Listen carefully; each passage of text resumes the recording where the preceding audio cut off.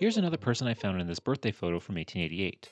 Today, we're researching number 5 in this photo, Amy Brown, and oh boy, was she difficult to find. My initial research brought up a few small newspaper articles that listed her name, but that's it. No census records, birth certificates, city directories, nothing. I wasn't even sure if the person in these articles was the right Amy Brown, because the name is so common and there were several Brown families living in the area at the time. The only way I could confirm that this was the correct Amy Brown was if I found her sister, Edna, who is also in the photo. If I could find a family with the Brown surname living in Wyoming County, Pennsylvania, that had two daughters named Amy and Edna, then I knew I had the right family. I then decided to take the extreme measure and research everyone I came across from Wyoming County who had the last name Brown. After a lot of dead ends, I eventually came across a pastor named Reverend John H. Brown. While he only lived in Taconic, Pennsylvania for a few years, he was living there the same time this photo was taken. It was while researching him that I found his obituary, and this single document turned out to be the key to everything. Here's my live reaction to reading it for the first time. He's arrived at his wife, Sophia, one son, Arthur.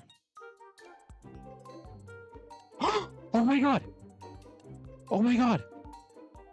He is survived by his wife, Sophia, son Arthur, and four daughters, Mrs. Richard Whitsfield of Hackerstown, New Jersey, Mrs. Albert Ackerman of Athens, Jersey, and Mrs. Amy and Edna at home.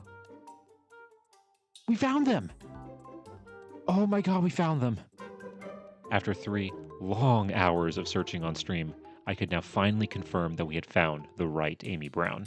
I honestly thought I was going to have to use Amy as an example of how sometimes with genealogy research, you have to know when to stop and move on. But no, screw that. I have a new message, and that is, never give up!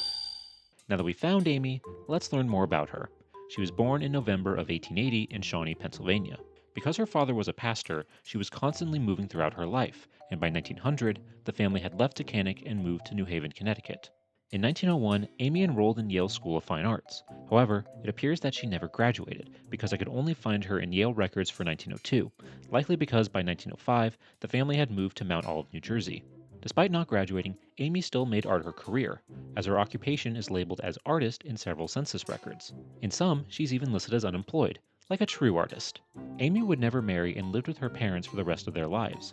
After her parents' passing, it appears that the art world didn't cut it, because in the 1940 census, she is working as a servant for another family. Amy would later pass away on January 7, 1964, in New York City, at the age of 83. I'll admit that I was very close to giving up when it came to researching Amy, but it truly goes to show that sometimes being stubborn can pay off, especially when it comes to genealogy research. Thanks for watching, and subscribe to get more updates on this project.